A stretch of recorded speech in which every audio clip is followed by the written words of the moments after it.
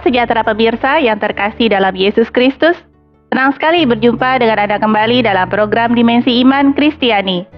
Belajar menggali Alkitab, berani menyuarakan kebenaran, bersikap kritis dan mawas diri terhadap setiap ajaran adalah panggilan setiap orang percaya. Memaknai Hari Kesehatan Sedunia, Dimensi Iman Kristiani mengangkat topik diskusi hidup sehat menurut Alkitab. Kesehatan ingin dimiliki oleh semua orang. Namun, dalam menjalani hidup yang sehat, tak akan hilang tak berbekas. Umur panjang menjadi kedaulatan Allah atau tanggung jawab manusia? Menarik untuk kita diskusikan bersama. Untuk itu, telah hadir bersama saya di sini kedua tamu kita dalam diskusi kita kali ini, yaitu Bapak Saud Simorangkir dan Ibu Feni. Shalom Pak Saud. Shalom Yunita. Shalom Bu Feni. Shalom. Dan tentunya pemirsa, telah hadir bersama kami di sini narasumber kami yang terkasih, yaitu Bapak Pendeta Bigman Sirait, yang akan mengupas tuntas segala permasalahan atas fenomena yang terjadi sekarang ini. Shalom Pak Bigman. Shalom Yunita. Saudara, kesehatan memang seringkali identik kita bicarakan sebagai satu pola hidup. Lebih kepada konteks medis murni, artinya tidak ada korelasinya dengan iman. Apakah begitu? Nah, ini menjadi perikiran kita pada kesempatan ini, supaya sebagai orang beriman yang memang seringkali jadi asal karena kuasa Tuhan pasti bereskan, sembuhkan. Akhirnya kita tidak lagi memperhatikan kesehatan. Apa kata Alkitab? Mari kita diskusikan ini, namun sebelum lanjut kita lebih dulu berdoa. Kita minta Pak Saud untuk pimpin dalam doa. Terima kasih Tuhan untuk kebersamaan kami di dalam Dimensi Iman Kristiani, talk show tentang hidup sehat menurut Alkitab. Biarlah pembicaraan kami ini berbuah baik, bukan hanya bagi pendengar, namun juga bagi kami semua dan terlebih untuk puji hormat bagi nama Tuhan. Di dalam nama Tuhan Yesus Kristus kami berdoa dan mengucap syukur. Amin. Amin.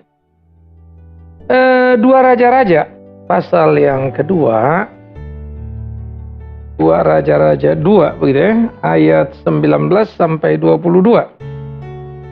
Ini akan menjadi pokok pikiran kita pada kesempatan ini. 2 Raja-Raja pasal 2 19 sampai 22. Mungkin dari Yunita satu ayat begitu ya, kita dibacakan, silakan. 2 Raja-Raja 2 ayat 19. Berkatalah penduduk kota itu kepada Elisa, "Cobalah lihat, letaknya kota ini baik, seperti tuanku lihat.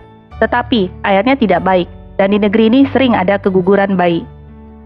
Jawabnya, "Ambillah sebuah pinggan baru bagiku, dan taruhlah garam ke dalamnya." Maka mereka membawa pinggan itu kepadanya. Kemudian pergilah ia ke mata air mereka dan melemparkan garam itu ke dalamnya serta berkata, "Beginilah firman Tuhan, telah kusehatkan air ini, maka tidak akan terjadi lagi olehnya kematian atau keguguran bayi." Demikianlah air itu menjadi sehat sampai hari ini sesuai dengan firman yang telah disampaikan Elisa. Menarik. Kasus ini terjadi di Yeriko. Sekarang kalau orang lagi pergi ke Israel, kita mampir di Yeriko. Ada satu tempat makan, tidak jauh dari situ ada satu sumber atau mata air. Menurut para guide di sana mengatakan, itu loh Pak, yang dulu kemudian air itu nggak bisa minum, lalu sekarang jadi sehat karena Elisa. Lepas dari tempat itu, yes or no, aktualinya kita pinggirkan dulu. Tetapi menjadi menarik adalah ada satu sumber air yang menimbulkan penyakit. Rupanya rata-rata keguguran bayi banyak terjadi. Mereka sudah mengindikasikan, mereka sudah mencari dan kemudian menemukan indikasi begitu. Nah, apa yang mereka katakan itu tidak dibantah oleh Elisa. Ini menarik kan? Artinya memang benar air itu menjadi satu sumber penyakit, khususnya bagi ibu-ibu hamil, tidak sehat. Entah kandungan apapun ada yang ada di situ menjadi satu bagian. Tetapi yang menjadi menarik ketika kemudian Elisa diminta oleh mereka untuk menolong, untuk membantu. Dan apa yang dijelaskan Elisa, bukan dia bilang gini, sorry ya, saya ini kan nabi, bukan ngurus-ngurusin kesehatan gitu ya. Enggak, begitu loh. Tetapi Elisa mengatakan, "Ambillah sebuah pinggan baru bagiku, taruhlah garam ke dalamnya." Mereka membawa pinggan itu padanya, lalu ditaruhkannya garam itu serta berkata, "Beginilah firman Tuhan, telah kusehatkan air ini, maka tidak akan terjadi lagi olehnya kematian atau keguguran bayi." Ada beberapa aspek yang menarik. Pertama, memang garam itu bisa menjadi penetralisir terhadap kuman. Ya, kalau kita kena kutu air begitu ya, yang paling konvensional di waktu lampau kan kita ambil air panas, taruh garam, kita aduk-aduk betul ya, kita rendam tuh kaki kita. Nah, kemudian kalau kita luka kebakar atau sakit begitu ya, kena luka potong, kalau kamu berani ngunyah garam, kamu sembur fruit gitu ya. Itu ternyata ada efek juga terhadap sembuhnya. Artinya dia memang menyembuhkan luka, ya. Ada efek obat pada garam itu. Nah, yang menjadi pertanyaan adalah apakah itu yang sedang terjadi sehingga ketika digarami maka sehatlah air di Yeriko. Memang kalau ini yang kita bilang agak repot juga karena kan satu kali digaramin. Lah besok kan garam itu akan habis dalam hal itu pengaruhnya kan, karena kan air ini mengalir terus dipakai orang, habis dong gitu kan. Tapi kan ini cuma satu kali untuk seterusnya. Sehingga memang pada akhirnya kita bisa melihat ini sebagai satu kuasa Tuhan yang bekerja, bagaimana air itu menjadi sehat. Tapi prosesnya ini yang menarik nih kan. Garam tadi bisa jadi simbol tadi, dia penyucian, pembersihan terhadap kuman-kuman, membersihkan tadi sehingga dibersihkan. Tetapi yang menjadi penting adalah kuasa Allah yang bekerja di dalam proses itu sendiri. Bahwa air itu diperlukan sehat untuk penduduk kota itu bisa hidup dengan sehat, itu menjadi satu bagian yang menarik. Bahwa Nabi terlibat dalam konteks ini, dia menjadi seorang yang menetralisir air yang berkuman ini sehingga menjadi air yang sehat. Itu menarik begitu. Dan itu dicatat oleh Alkitab. Sehingga kalau kita membicarakan apa kata Alkitab tentang hidup sehat, sebetulnya memang sudah diatur sejak awal. Makanya Alkitab mengatakan, pertama kali sebelum manusia jatuh dalam dosa, kita makannya biji-bijian. Sesudah manusia jatuh dalam dosa, manusia kemudian memakan daging. Lalu nanti ditata tertib hidup di dalam Taurat, lalu dibuat sebuah peraturan-peraturan dan ketentuan mana boleh, mana nggak boleh. Tapi memang lebih banyak berkaitan dengan ritual. Nah kemudian nanti zaman Tuhan Yesus boleh makan apa saja yang tidak ada yang najis, yang keluar dari najis. Nah, maka kita melihat ini menjadi bagian yang perlu sekali. Tetapi jangan lupa ada satu hal yang sangat prinsip, ya, kata secukupnya. Jadi kalau makan secukupnya. Kalau udah cukup porsi kamu, jatah tubuh kamu 1 tusuk sate, 1 tusuk lah gitu ya. Jangan dimakan 2-3 tusuk, nanti kamu ketusuk kan, kurang lebih begitu ya. Karena nggak cocok sebetulnya. Ini tipenya orang kan beda-beda. Ada yang makan sate kambing 20, oke-oke aja itu. Ada yang makan baru 5, udah kenceng di bagian kepalanya gitu ya. Ada yang makan roti cuman satenya 3, udah liwat dia ya. Dia bilang, gila lo makan sate liwat.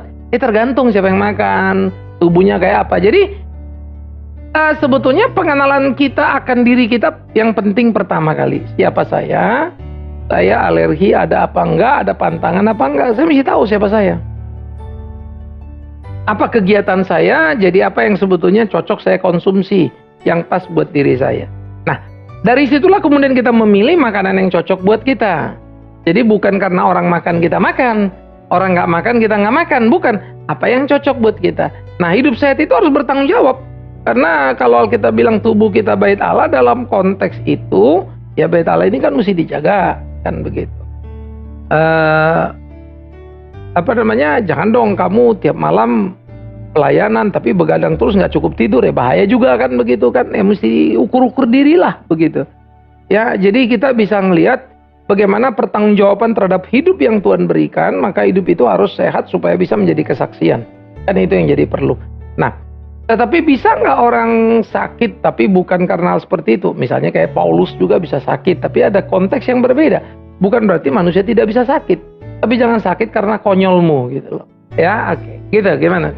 Ya Pak, kalau kita lihat ya dari mula perjanjian lama itu kan Adam dan Hawa usianya bisa sampai ratusan ya di zaman dulu. Sekarang kan mengalami gradasi penurunan yang sangat tajam gitu. Jadi manusia usianya hanya 70 sampai 80.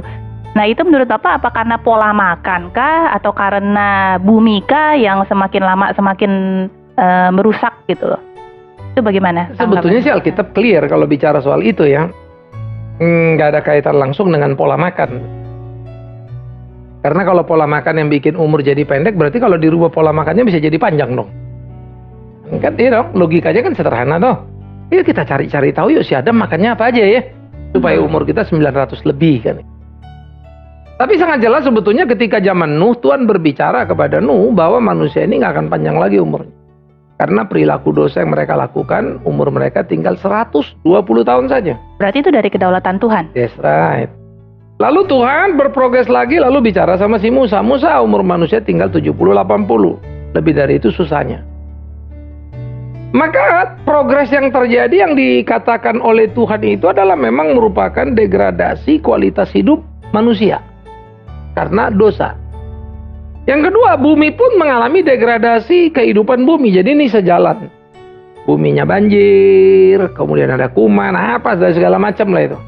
Ya, kalau sekarang kita bilang banyak ozon kita atau atmosfer kita ini bolong-bolong katanya kan, sehingga filterisasi terhadap sinar matahari kadang-kadang sudah tidak terfilter lagi, lalu sampai langsung ke bumi menghantam orang tertentu yang kena, lalu kanker kulit dan seterusnya.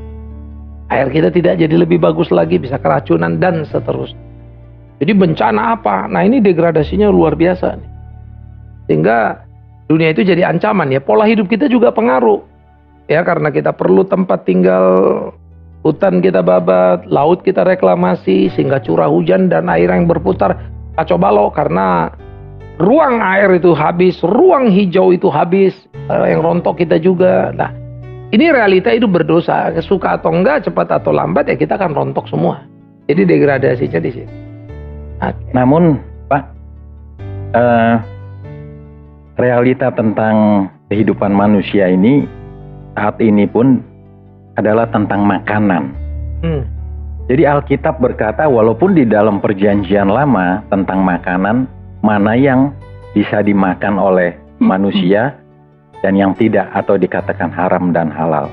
Ambil contoh, pasti ada tujuan maksud ketika Tuhan melarang sesuatu makanan yang tidak boleh dimakan. Contoh, rupanya kita ambil babi, Pak. Ternyata babi itu mengandung, kalau dulu saya SMA belajar biologi, itu ada mengandung cacing pita, namun berbeda dari cacing pita yang lain. Dia disebut kalau babi itu cacing pita Taenia solium. Artinya dia ada kait di giginya. Jadi dia menempel di dinding usus, diminum dia tidak akan keluar. Itu berbeda dengan sapi. Kemudian juga rupanya berkembang bahwa di dalam daging babi itu ada asam yang tinggi. Ketika asam itu masuk ke tubuh manusia harus dinetralisir oleh air yang jumlahnya tidak sedikit. Dan di kandungan babi ini cukup tinggi, jadi berapa butuh liter air gitu ya. Itu secara medis. Nah ini kaitannya dengan Alkitab. Dan kita tahu ada juga kekristenan atau lain yang memang masih melarang nih Pak. Ini bagaimana nih penjelasannya? Ya. Biblicalnya kemudian juga dengan kesehatannya. Gimana Pak Pendeta? Ketika terjadi larangan lalu orang mencari risetnya apa? Nah, kita selalu memang polanya begitu.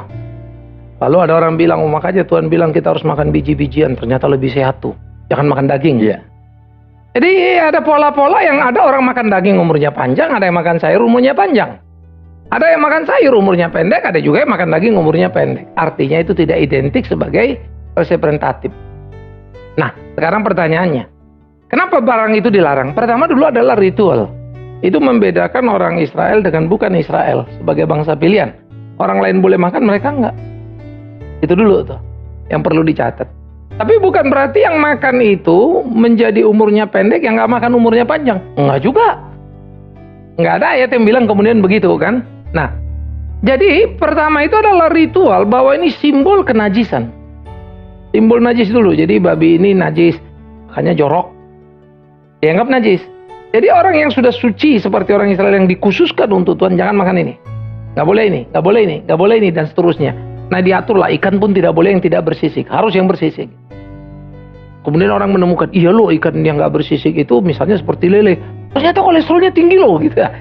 Ya kita berbicara ini kan kemudian hari ini merisetnya begitu ya. Kalau begitu artinya Tuhan juga salah juga dotong Yesus. Apa yang masuk ke dalam mulut tidak menajiskan karena jatuh di perut terbuang di jamban. Loh kenapa ya? Kalau memang ini soal penyakit, ya. Berarti Yesus suruh makan kita makan penyakit kan begitu kan? Saya yakin amat sangat luar biasa, bukan Yesus kemudian lengah soal itu, ya. Sehingga soal ritualnya ini lebih besar. Nah, soal medisnya, medikalnya, memang betul cacing pita tadi ya. Kalau you jalannya di padang gurun yang panas begitu, masaknya juga kayak apa itu kan gitu. Lalu orang akan cacingan. Saya dulu waktu SD inget ya, tidak satu kali harus minum obat cacing yang dibelikan mama saya untuk kemudian supaya cacing-cacingnya keluar kan gitu. Sekarang kita nggak pernah beli anak obat cacing tuh, karena pola kita merendam, memasak, apa semua udah berbeda gitu kan. Terus juga babi ini keluar dari rumah potong pun higienisnya juga sudah berubah pola kan begitu. Sehingga waktu kita makan mah oke-oke aja semuanya begitu ya. Sate babi kita makan 20 tusuk juga nggak gara-gara itu kita cacing pitaan gitu. Nah, ada satu proses yang berkembang dari olah terhadap apa yang makanan ini. Jadi kemudian jadi sehat. Sehingga kalau kita melihat di dalam bagian seperti itu, tiap apapun, ini babi, cari yang lain pasti ada side effect. Saya suka kalau dokter itu obat kan ya, indikasi. Tapi ada juga loh side effect dikasih tahu. Nggak ada obat nggak ada side effect. Maka kalau ada obat bilang untuk semua penyakit, bohong itu. Tidak ada efek samping, bohong itu. Pasti ada efek samping, cuma mungkin pusing kalau Anda ini. Ada yang makan ini nggak ada efek samping. Nanti dulu kalau orang tipenya alergi bisa loh. Iya kan? Makan telur kan nggak apa-apa toh. Tapi kalau kamu alergi, beluntulan semua. Pak, kalau kita lihat dari kisah Daniel kan, itu kan dia mengadakan studi banding antara yang makan daging sama yang makan hanya sayuran dan buah nih. Nah ini menurut Bapak gimana? Hasilnya yang setelah 10 hari memang terbukti Daniel dan teman-temannya itu lebih sehat dibanding yang lain yang makan daging dan segalanya gitu. Sebetulnya kan itu sikap iman yang dinyatakan oleh Daniel. Bukan pola hidup yang sekedar seperti itu kemudian lebih sehat. Karena kan dipertanyakan oleh si kepala penjara. Jangan dong nanti kalau sampai raja lihat kalian ini kurus-kurus aku kena nih. Enggak lah, percayalah pasti oke semua. Kata percaya ini yang jadi penting. Sikapnya Daniel ini loh. Bahwa dia tidak mau seperti orang lain pola hidupnya. Tapi yang kita tadi Pak, yang Bapak bilang tadi bahwa kan nggak mesti orang yang makan sayur atau biji-bijian lebih lama hidup daripada orang yang makan daging. Dan kembali lagi kepada bahwa usia manusia itu ada kedaulatan Tuhan. Ya. Jadi dengan kata lain, jadi walaupun ada manusia yang berperilaku hidup tidak sehat, tapi kalau memang mau dikasih umur panjang, umurnya panjang Pak ya. Ada juga orang yang udah jaga-jaga pola hidupnya sehat, pola makannya, pola tidurnya baik dan lain sebagainya. Tapi kalau memang dikasih usianya pendek, mati juga. Jadi gimana nih Pak? Bukan, makanya yang jadi repot. Umur panjang itu kan target kita. Padahal kan pertama kita harus sadar umur tidak kita tahu kapan. Tapi hidup kita jaga kita tahu, begitu loh. Jadi bagian kita yuk kita kerjakan. Biarlah bagian Tuhan itu urusannya Tuhan. Nah, jangan sampai udahlah deh kita juga gak tahu makan sembarangan aja ya nggak boleh kan. Nah karena itulah kita makan teratur lalu kita lihat satu persatu. Ini dulu nih, ini sehat, ini boleh, ini nggak boleh. Kenapa boleh nggak boleh? Ingat dulu badan kamu apa nih? Tipe kamu ini jenis apa ini? Yang saya bilang tadi makan telur saja orang nggak apa-apa, kamu apa-apa loh. Jangan makan telur karena alergi kan begitu. Nah, kalau udah alergi kan beruntulan kan gawat semua kan begitu ya. Nah, jadi kan tipe. Jadi tipe kamu yang mana? Oleh karena itu, apa yang kita bilang sebetulnya sekarang, oh ini ada kolesterol, ada ini. Siapa sih yang nggak butuh kolesterol? Yang bikin kita problem itu kan over ya Pak? Bukan soal overnya. Kita makan yang kolesterol, geraknya kagak. Tidak ada pembakaran. Kolesterol kan dibutuhkan untuk pembakaran. Zaman bapak kita di kampung itu, dia macul. Wah, perlu banget itu. Daging babi itu lemaknya dimakan sama dia. Tapi hangus semua itu kebakar karena macul, badannya gede-gede gitu kan. Sehat terus nah ya, Pak. kita sekarang babi kita telan, AC kita hantem, jalan kagak, tidur kagak, begadang panjang, akhirnya kita yang jadi babi kan. Jadi asamnya ternetralisir dengan kerja itu ya. Pak, tadi balik yang kan keluar dia di keringat ya, keluar cara hidupnya sehat. Cara hidupnya itu sehat, cara hidup kita enggak. Tadi di balik kisah Daniel itu Pak kan kita tidak bisa mungkiri ada fakta yang memang terlihat lebih sehat kan Pak? Tadi saya bilang, dengan imannya dia mau tunjukkan dia dijaga Tuhan. Maka saya bilang tadi dilindungi Tuhan, case-nya itu kan spesial. Tidak boleh serta-merta ini dibuat kesimpulan. Hiduplah makan sayur seperti Daniel. Umur lebih panjang dari yang makan daging. Seperti saya bilang, faktanya. Ada orang tinggal di gunung yang makan sayur terus umurnya panjang. Ada 100 lebih. Tapi yang makan daging ada 100 lebih juga.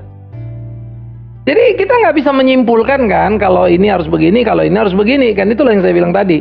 Nah, itu tidak menceritakan kepada kita bahwa lebih sehat makan sayur ketimbang tidak orang yang makan sayur ketimbang yang tidak makan sayur, makan daging lah. Kita nggak bisa berkesimpulan gitu. Ada orang makan sayur nggak mau dietnya masuk rumah sakit. Nah, karena ada tubuhnya yang beda-beda. Ini juga harus dilihat kombinasinya ya Pak ya.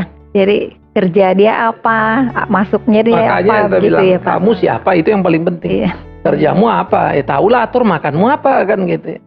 Oke, jadi ini bergeser sedikit nih Pak tentang dalam konteks kita yang bacaan kita tentang garam yang akhirnya dibuat mujizat menjadi penyembuh ya. Air itu, kemudian tentang makanan, minuman, ini juga terdapat di Alkitab. Tentang hal yang lain dari makanan dan garam, yaitu tentang perintah Tuhan. Hormati ya. Iya, menghormati orang tuamu. Ibu, Pak, betul yang mau tanyakan juga. Panjang umur gitu Pak. Itu gimana nih hidup sehat? Yakobus umurnya 30. Ya. Yesus 33,5 tahun lebih karena tidak menghormati orang tua. Tapi kan kalau kasus Yesus lain Pak, dia kan Yakobus. Oh iya. Tapi kalau biar kata dibacok kan namanya ada mati dibacok, ada mati tabrakan, mati sakit. Iya kan? Tapi ada juga orang-orang yang kurang ajar hidupnya. Umurnya panjang. Nah, itu sebab dalam membaca begini kita tidak bisa sekedar gelap mata menghantam. Makanya kalau kita ngelihat sebetulnya mulai ngelirik kiri kanan begitu ya, sama seperti tadi yang Yunita bilang, kenapa Daniel buktinya begini? Itu sikap imannya yang dia tunjukkan tidak mau seperti orang lain memakan semuanya. Dia orang Yahudi ada pantangannya. Oke. Jadi daging mana yang tidak dimakan? Bukan orang Yahudi tidak makan daging loh. Hati-hati ya. Mungkin daging ini adalah daging babi atau yang dipersembahkan haram dan seterusnya. Ya semua si Daniel seorang Israel. Sebagai Yehuda dia jaga nih. Tapi awas, jangan bilang nggak makan daging. Nah itu salah itu kalau ngomong gitu. Daging-dagingan yang ada di situ tuh. Jadi badannya juga ada makan daging juga yang diperbolehkan ya? Tidak, loh orang Israel ada dong makan, ada yang boleh dimakan, ada yang nggak boleh. Belalang ada yang boleh, ada yang nggak boleh. Belalang pelahat maksudnya tidak dalam boleh. Konteks Daniel itu? Loh, makanya saya bilang tadi. Artinya begini dulu, Taurat, boleh nggak kita makan daging? Boleh. Tapi ada yang dilarang. Babi dan lain-lain yang unta, kelinci, dan seterusnya lah itu lah. Nah, Daniel ini kan konteksnya di Babel. Yang dimakan ini daging apa ini? Makanya dia tidak mau dalam konteks keimanan loh. Saya nggak mau makan dicampur begitu. Tidak mau menajiskan diri. Itu kalimatnya clear. Berarti ini makanan ini pasti najis punya ini. Tapi tidak sama dengan dia vegetarian. Itu kan kesimpulan yang terlalu dini tuh. Karena konteksnya jelas. Tidak mau menajiskan. Bukan dia bilang tidak mau jadi sakit. Harus hati-hati dulu tuh ya. Nah ternyata memang dengan makan yang tidak najis ini dia sehat. Artinya Tuhan membela iman dia. Itu dulu tuh yang paling penting. Jadi ini bukan urusan makanan minuman nih. Aspek yang kedua, hormatilah orang tuamu supaya panjang umurmu di tanah yang Tuhan berikan padamu. Kalau umurmu dapat 120 tahun, hidupmu sengsara terus. Kamu mau mati atau mau hidup tetap? Nah, kan begitu kan? Tapi kalau hidup kamu anggaplah 50 tapi sungguh maksimal, kamu dikenang orang apa dimaki? Kenang. Iya, Itulah hidup yang berguna itu. Maka orang yang menghormati orang tuanya pasti orang yang tahu berterima kasih kepada orang tua. Pasti orang yang baik, orang yang sungguh. Dimanapun dia hidup disambut orang. Puas hidup kita. Itu loh, puas hidup kita ini puas. Karena kemanapun orang apa kabar, apa bersahabat lah dan seterusnya. Karena memang hidup you baik. Nah, ini yang harus kita pahami. Terminologi kualitatif. Supaya jangan terjebak. Karena di Alkitab banyak yang mati muda. Elisa mati karena sakitnya. Jangan pula nanti kalian baca lagi. Elisa mati karena sakitnya. Ini pasti kurang menghormati orang tuanya. Kan celaka kita. Jadi benar usia ini kita benar-benar tergantung kedaulatan Allah ya Pak ya? Paulus sampai 60-an. Tapi Yohanes ada 90-an. Ini nggak bisa kan jadi ukuran itu. Nah kalau bagaimana dengan sakit kanker, tapi kita berusaha untuk sembuh kan Pak? Ya nggak apa-apa. Dan itu juga silakan proses berobat, proses kamu. Seperti baru-baru ini. Apa enggak urusan Tuhan. Kan ada satu itu tuh Pak, satu kejadian yang orang lagi sedang istirahat di sebuah villa. Lalu tiba-tiba longsor. Nah, lagi jadi dalam keadaan dia tidur, istirahat ya kan. Nah suami istri itu meninggal gitu kan. Itu cuma cara mati. Jadi itu juga masuk dalam kedaulatan Tuhan atau gimana Pak? Nggak ada satupun yang nggak dalam kedaulatan Tuhan. Kamu bisa mati berdiri, bisa makan keselak mati. Ya kemarin yang lomba makan ayam. Ayamnya 3 potong. Akhirnya mati. Bukan dapat hadiah malah mati kan gitu ya.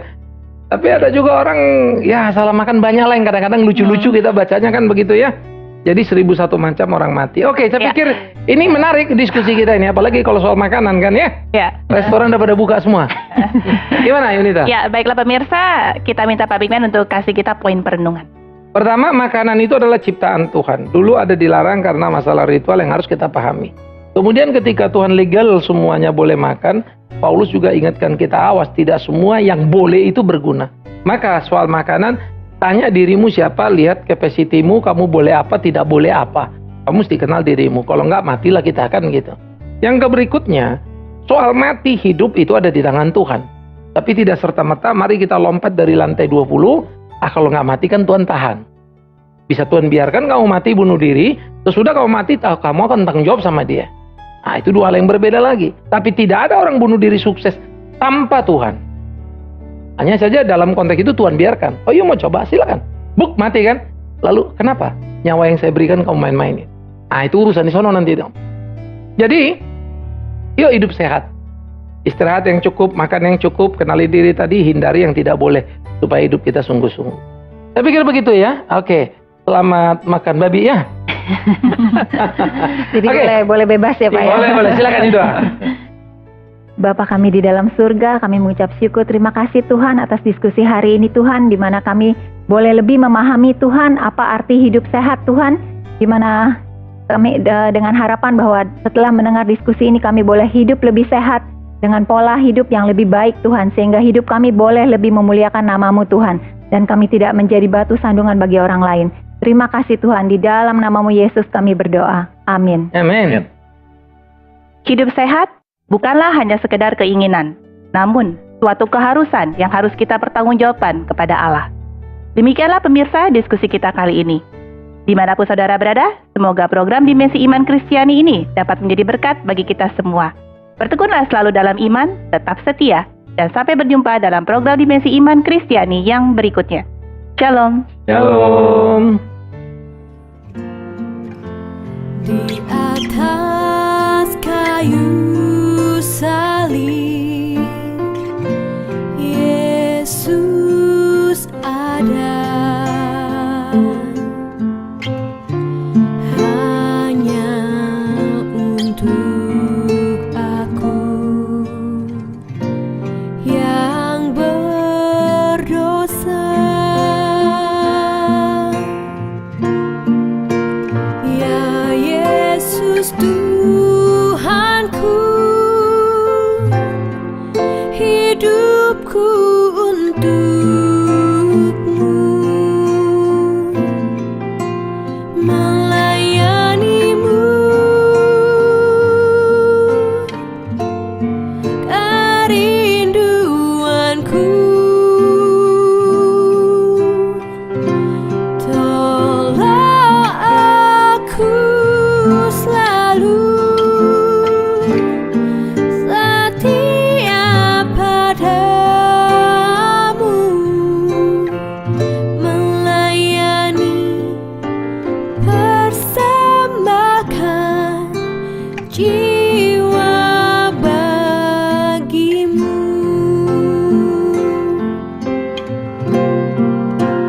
Ya Yesus Tuhanku,